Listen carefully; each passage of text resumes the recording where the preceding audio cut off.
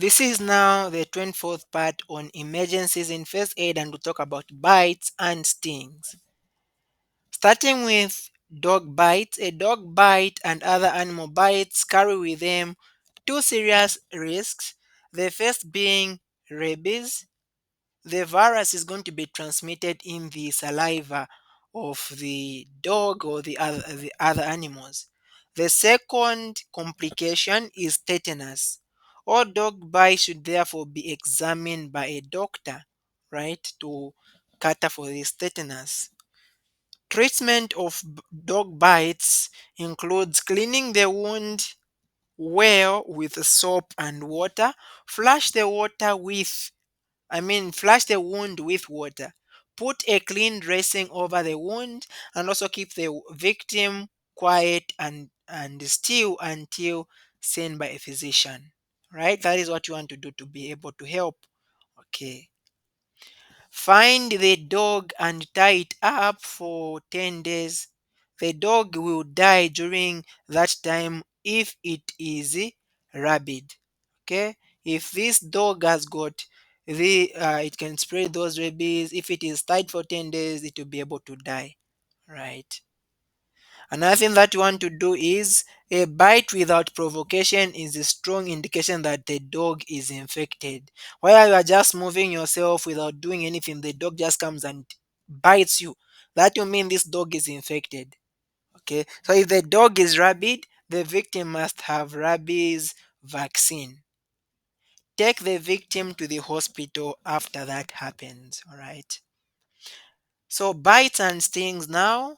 You can see here is a bee which gets to sting you.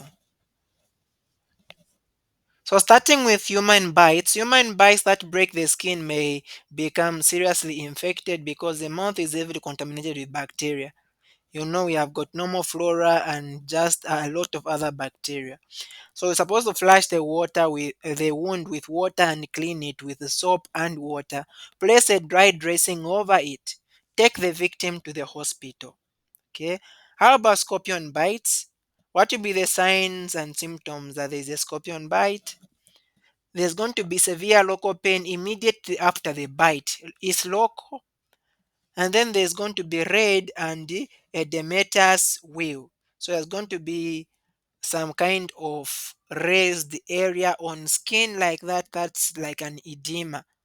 You are going to also feel some abdominal pains, increased salivation, nausea, and vomiting, depression of respiration. So you can no longer breathe too well like that. How do you get to treat that? You're going to place a cold compression over the bite to relieve the pain and slow the absorption of venom. You are going to elevate the part if possible. Clean the bite well with the soap and water. And also take the victim to the hospital immediately. How about bee and wasp stings? What will be the signs and symptoms? There's going to be pain at sting site and also swelling. The way we treat this is remove the sting if possible. Okay, because normally for a bee, if it stings you, that part is going to remain. So you're supposed to remove it if you can. The bee sting has a barb with a sac of venom at its base. If the sting is removed by pulling it out of the venom sac, okay, will be squeezed into the wound. So if the sting is removed by pulling it out of the venom sac, it will be squeezed into the wound. Place your fingers near the fingernail under the sting and scoop it out. So that is what you want to do. Because if you remove the sting by pulling it out, the sac of venom is going to still remain there and can still go into the person. So what you want to do is you use your fingernail under the sting and scoop it out like that. The wasp stings by injection, but it does not leave the sting in the skin. So that is the difference. So you're supposed to run cold water over and around the sting to relieve the pain and slow the absorption of the venom. If possible, make a paste of sodium bicarbonate and water and apply to the sting. Some allergic persons react violently to insect stings. Okay, so this is an emergency and is going to require prompt medical aid. Some immediately they are beaten just there and then they are going to swell, like swelling very much. So that really requires medical aid.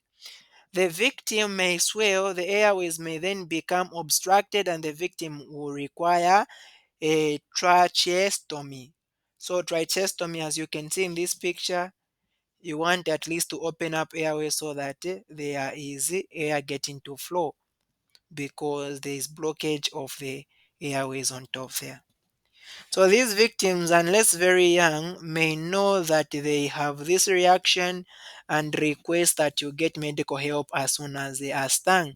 But for children, they might not know that every time they are stung, this is what happens. So you need to be able to recognize that and be able to help them.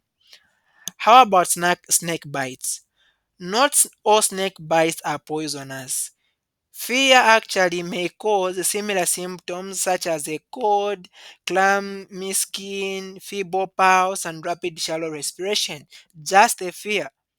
You know that the fear gets to produce a lot of different hormones react to fear. You have got the adrenaline, the noradrenaline, you have got the cortisol, and these other hormones getting to come in play. And all those, when they increase, they're actually able to lead to the same symptoms. So it is the poison of the snake. Okay. So the snakes can be classified in different ways. The first one, you have got the Colubridae.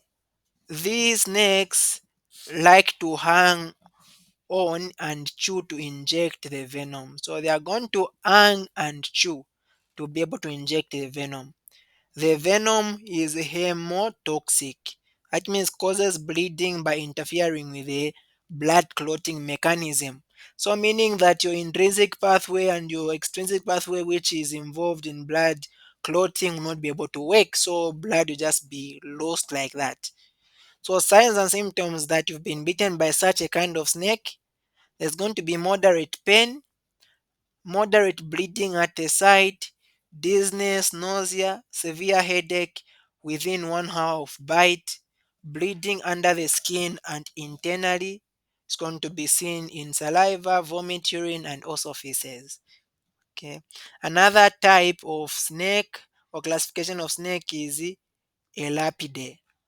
These are spitting cobras and righors which are capable of injecting a fine spray for a distance of several meters into the eyes of the aggressor. So what they'll do is that they are going to spit, and then several meters they can be able to throw that spray into the eyes. Okay. So signs and symptoms after this happens, this snake gets to spit its spray. There's going to be less pain if bitten, but there's going to be pain if the venom is in the eyes, right? And also little or no swelling at the site of bite. There's going to be restlessness, you cannot rest your heart just like that. And then there's going to be increased sweating, you feel dizzy, difficult in swallowing like that. So those are some of the signs. And then, so these are some of the signs, but what will be the late signs and symptoms? You are going to see ptosis, dropping of upper eyelid due to paralysis of the third cranial nerve. You know that the third cranial nerve is what controls the upper eyelids, okay, which is the, what is the name of the third cranial nerve? You have got the oculomotor, you have got the optic. So this is actually the oculomotor, all right? So it will not be able to work like that, and so there's going to be dropping of the eyelid. There's also going to be drawing and slurred speech, mental confusion, dyspnea, which is just like a deep breathing, and that is going to lead to respiratory failure. The neurotoxins in the venom is going to produce also paralysis and death from respiratory paralysis. So this is very much bad, all right? So treatment for venom in the eyes, we're going to speed is very important in this one, very, very important. So speed is going to be so necessary. What you are going to do is one since the venom after the patient or the victim has been spitted on, the venom is absorbed so rapidly into the bloodstream. That is why you need to make sure that you do it so quick like that. Okay, you are going to flush the eyes with either saline water or urine. Whatsoever that will be readily available, you do that. The first aider must remain calm but work quickly and improvise with available materials. If possible, clean wound with a soap and water. Apply direct pressure over the bite site and maintain it until a pressure bandage is applied. Make the victim lie down and keep as quiet as possible. Loosen any tight clothing and make sure that you give reassurance so that the victim is not scared and panicking like that.